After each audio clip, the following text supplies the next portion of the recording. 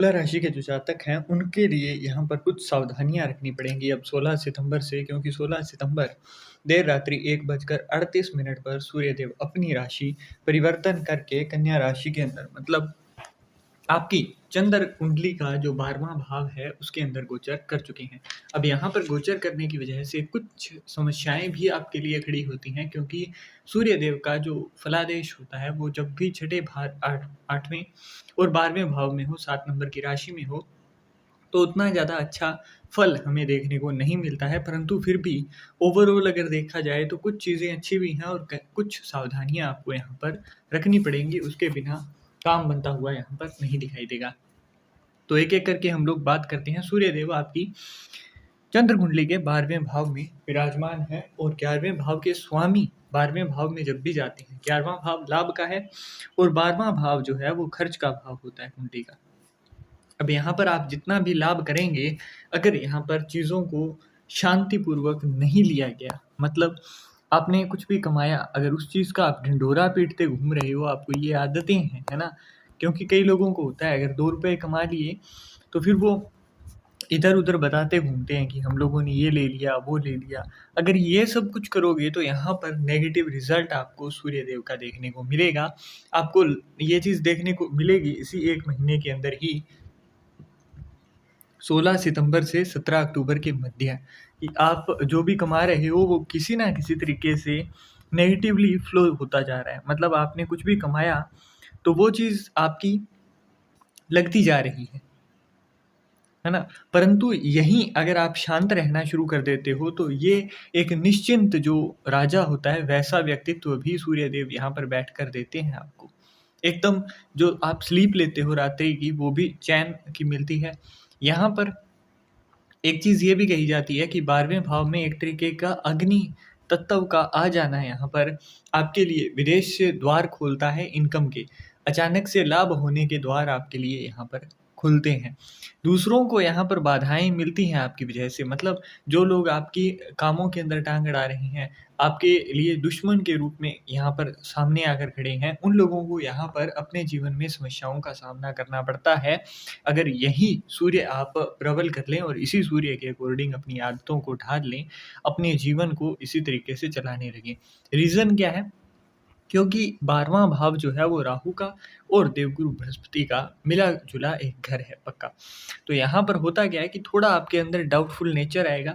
यहाँ पर आकर शुक्र, बुध, ये दोनों भी एक तरीके से यहाँ पर लड़ाई करते हुए दिखाई देंगे, परंतु शनिदेव जो कि एकदम सामने ही हैं, छठे भाव के अंदर हैं आपकी चंद्र कुंडली के अंदर, तो यहाँ पर होने की वजह से भी कॉन्ट्राडिक्शन होने की वजह से भी यहाँ पर आपको कोई प्रॉब्लम देखने को नहीं मिलेगी। सिर्फ यही एक घर होता है जिसके अंदर सूर्यदेव को शनिदेव उतनी ज़्यादा मार नहीं लगा सकते हैं।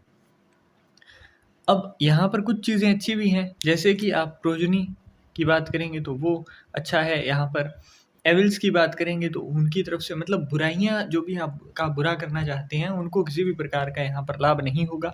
आप चाहे गरीब हो या अमीर हो, यहाँ पर ना आपका थोड़ा-सा दिमाग जो है वो रिलीजन से हटता हुआ दिखाई देगा आपको। थोड़ा-सा वो डिससैटिस्फैक्शन फ़ील होगा, अनसैटिस्फाइड आप फ़ील करोगे कि जो भी चीज़ें मैं चाहता था मुझे ईश्वर की आराधना करने से, पूजा-पाठ करने से नहीं मिल रही है कहीं न कहीं। तो ये चीज़ आप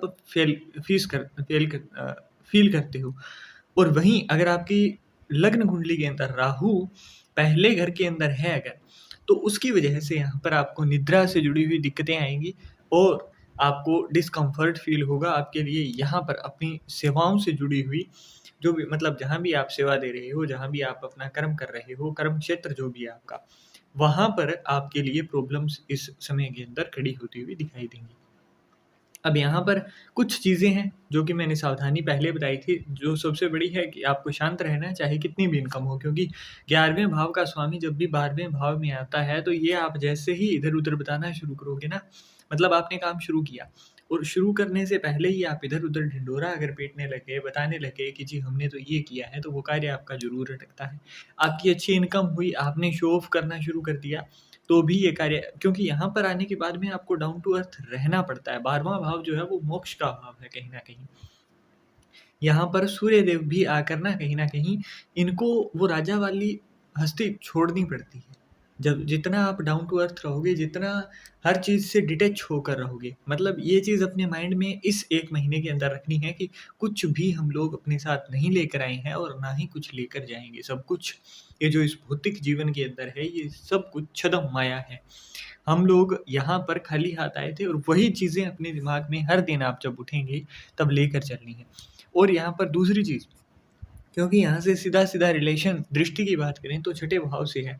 यहाँ पर आपको फ़ॉरगिवनेस, है ना, बचाती हुई दिखाई देगी कि आपको कई सारी बाधाओं से निकाल देगा, मतलब क्षमा करना। परंतु क्षमा करने की बात ये नहीं है कि आप फिर से उनके ऊपर भरोसा करोगे, क्योंकि 12वाँ भाव राहु का पक्का घर है। यहाँ पर सूर्य के ऊपर कहीं न कहीं राहु का एक तरीके से प्रभाव पड़ता ही पड़ता है, क्योंकि जब आप किसी दूसरे के घर में जा रहे हो, चाहे वो अपने घर में है या नहीं है, उसका जो ऑरा है वो वहीं होता है।